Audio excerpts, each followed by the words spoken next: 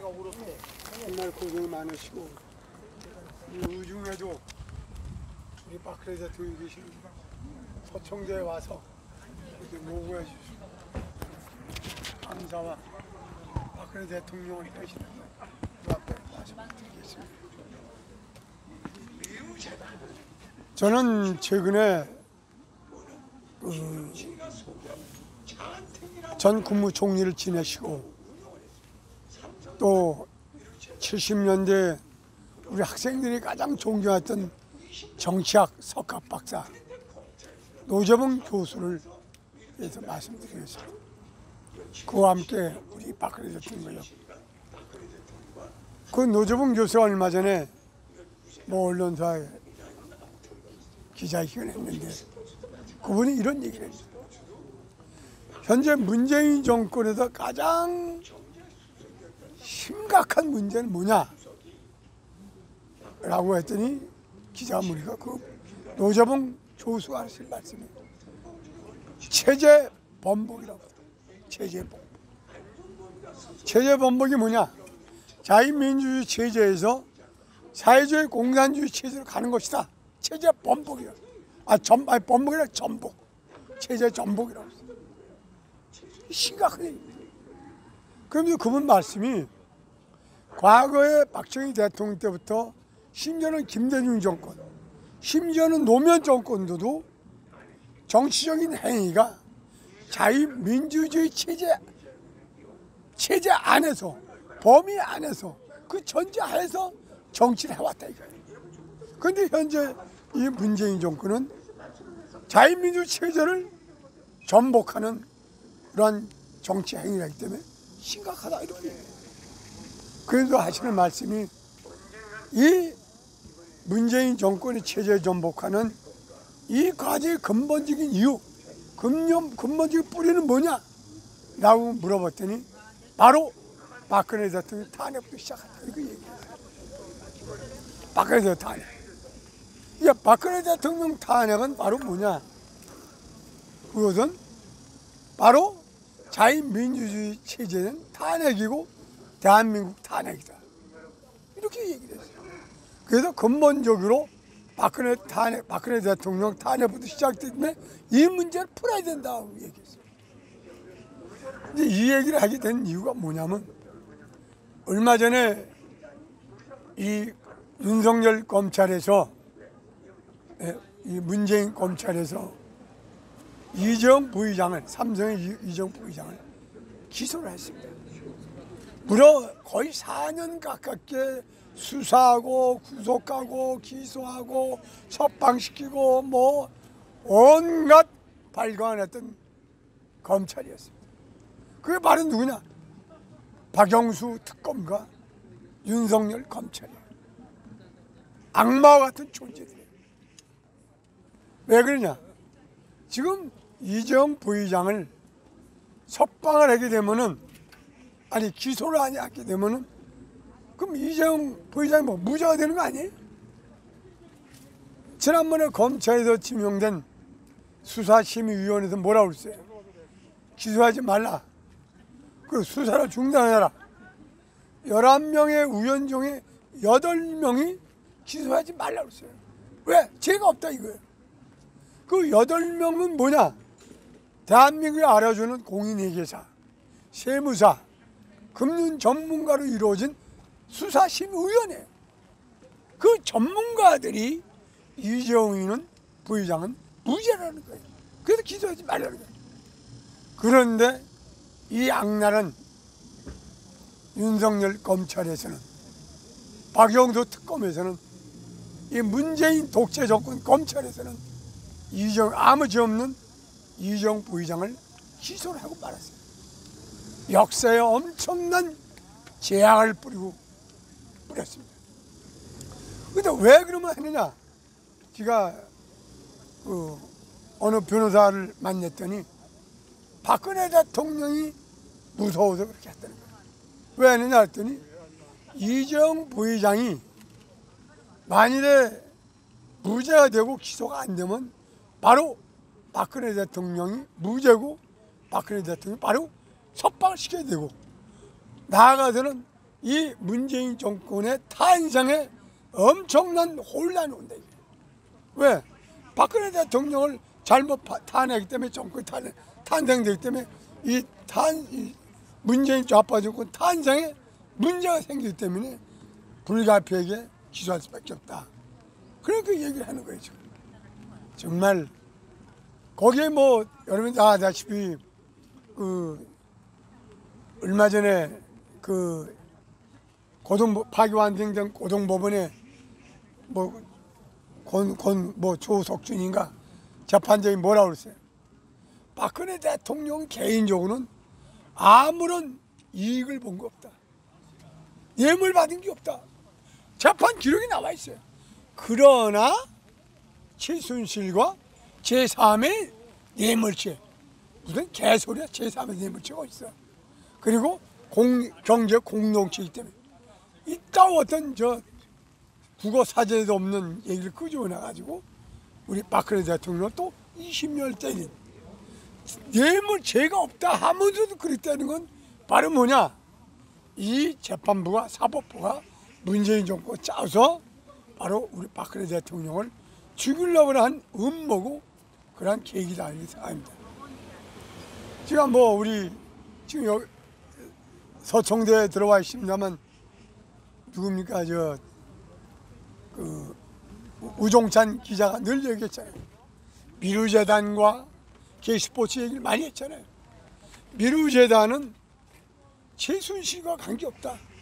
오히려 최순실이가 데려와 소개해준 차은택이가 처음부터 설립하고 자기가 운영하고 자기가 돈을 빼먹었다 이거예요. 미르재단은 최순실과 관계없다는 거예요. 하물며 박근혜 대통령 관계없다. 그런데 차은택이가 VIP에 지시라고 거짓말 해가지고 결국은 삼성을 비롯한 많은 재벌 기업들이 미래재단에다가 얼마 100억인가 얼마를 출연금을 냈다 그 말씀이에요. 아무 관계없는 거예요. 미래재단은 문화 진흥을 위해서 또 예술의 진흥을 위해서 우리 국가의 창조 경제 발전을 위해서 하나의 어떤 사람이 개인적 의견인데 차은택을 아주 악용을 했다 그 말이에요. 나와 있잖아요. 그 다음에 K스포츠도 재판 기록이 나와 있잖아요. K스포츠도 청와대 경제수석인 안종범 수석이 경제수석이 박근혜 대통령께서 우리나라의 문화 진흥을 위해서 문화예술의 발전을 위해서 도와주고 동계올림픽을 좀 도와주는 방법이 없느냐 이렇게 해서 얘기했던 건데 이거를 안종범 수석이 K스포츠라는 걸 만들어 가지고 거기에 최순실 관여 못했어. 그 안종범 수석이 당시에 정경련 부의장 손을 잡고 삼성의 돈을 받고 롯데의 돈을 받고 무슨 KT의 돈을 받고 이렇게 된 거예요. 박근혜 대통령은 아무 관계 없는 거예요. 그런데 고등법원 재판부에서는 뭐냐면은 삼성에서 K스포츠 재단에 출연한 거, 삼성에서 최순실 말 3마리 준 거, 삼성에서 미르재 돈 내고 이걸 전부 박근혜 대통령 뇌물을 줬다고는 정말 조작된 소설을 쓴 추미애 말도 이게 바로 이게 소설이야. 양승태 대법원장 말하면 공장 소설이야.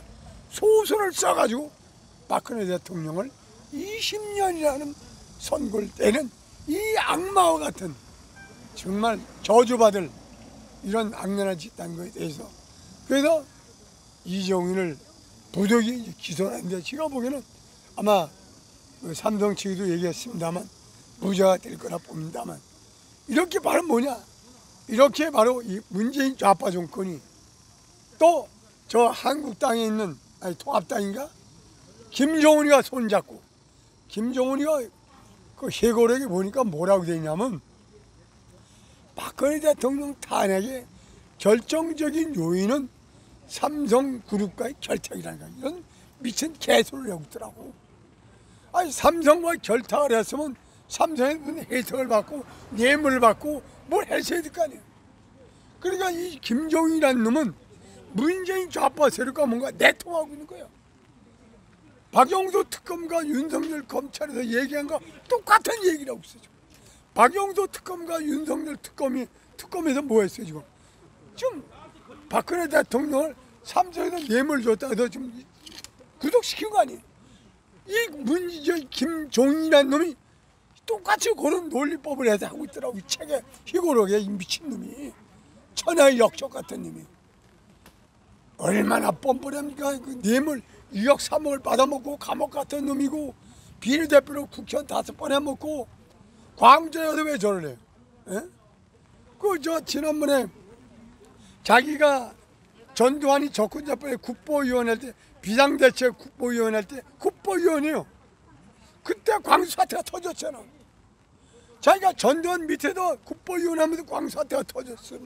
그럼 자기가 개인이 잘못하면 개인이 가서 무릎 꿇고 개인이 가서 사과를 드리지, 왜 통합당 비상대책 위원장 자격으로 와서 무릎 꿇고 사과하냐, 이 미친놈아. 어? 5.18 특별법을 누가 만들어줬어? 김영삼 대통령 신앙당 시절 만든 거 아니오? 어? 내가 그때 국회의원이야. 그 당시에 5.18을 사태를 민주화운동이라는 이름을 붙인 게 김영삼 당시의 신학당이요. 5.18법을 만드는 게 신학당이. 그 당시에 야당 김대중이요. 김대중 여기 있지도 않았어. 저 영부가 있었어. 어? 5.18을 도와주는 게 신학당이고, 신학당 후예가 한나라당이고, 한나라당 후예가 새누리당이고, 새누리당 후예가 미래통합당 아니요. 이 미친놈아, 역사도 모르고 무슨 가서 사과하고 이런. 아주 그냥 분통이 나서 억울해서 그냥 죽겠어 진짜. 내가 그 당시에도 5.18일 때도 나도 찬성표를 던졌어. 신앙당 방침이기 때문에. 그래도 뭘 죽을 죄를 졌다가도 무릎 꿇어. 이런 놈을 갖다 놓으니까 지금 대한민국에 야당이 있는지 없는지조차도 모르고 존재 가치가 없어요 지금. 어? 맨 어제 저 유승민이 저 주호영 이런 탄핵 사기파들 데려놓고 하고, 지금 얼마 전에 어떤 중진 국회의원을 만났어요. 만나서 지금 뭐라 했어요? 야, 당은 다 좋은데 너 김종인은 안 되지 않냐? 어? 야, 차라리 김종인 같은 놀려면 저 북한의 김정은이 같은 놈이 더 낫겠다. 김정은이 같은 놈은 젊은 사람 인기 더 올라가. 인기 끌려면 오히려 더 나아. 왜 썩어빠진 김종인이 같은 놈이냐? 차라리 북한의 김정은이가 나을 것 같다. 야, 인기 올리려면. 내가 이런 막말도 했습니다. 에? 좀 죄송스럽지만 답답해서 그 얘기를 했더니 분위기가 어쩔 수 없대. 사람이 없다는 거예요. 한국에. 왜 사람이 없느냐 여기. 어? 4선, 5선 의원도 3선 의원도 있고 많은 분들이 있는데 왜 없느냐. 꼭 김정은이 같은 게 아야 되느냐. 얘기를 한 적이 있습니다만 희망이 없어요 지금 보니까. 지난번에 그 8.15 행사를 가지고 노는 거 보니까 희망이 없는데. 자, 제가 오늘 서청대에 와서 제가 오늘 마이크 잡고 얘기를 하면은 지금 이 얘기를 박근혜 대통령한테 들어가기 있는데, 이제 앞으로 오늘 돌아가서 편지를 한번 써서 또 박근혜 대통령 보고하고. 그런데 지금 제가 편지를 몇 번 썼습니다만 박근혜 대통령 희망을 가지고 있을 거예요. 저하고 옛날 2년 있던 얘기도 많이 쓰고 웃기는 얘기도 제가 써서 웃고 웃으시라고 편지 쓰고 건강만 해달라고 하는데 지금 아마 열심히 치료받고 계실 겁니다. 지금 일부에서는 망명 얘기가 나오는데 그건 이따 우리 서숙 변호사 답변해 주시고, 저는 오늘로서 다시 한번 우리 박근혜 대통령께서 부디 건강하셔서 아마 역사는 문재인 좌파 정권과 김종인한테 또 박영수 특검과 윤석열 검사한테 준엄한 아마 심판을 내릴 겁니다. 그래서 우리 박근혜 대통령이 다시 원상 복귀해서 다시 세계 으뜸가는 국가를 만들 날이 오기를 기대하면서 제 말씀 마치겠습니다. 감사합니다.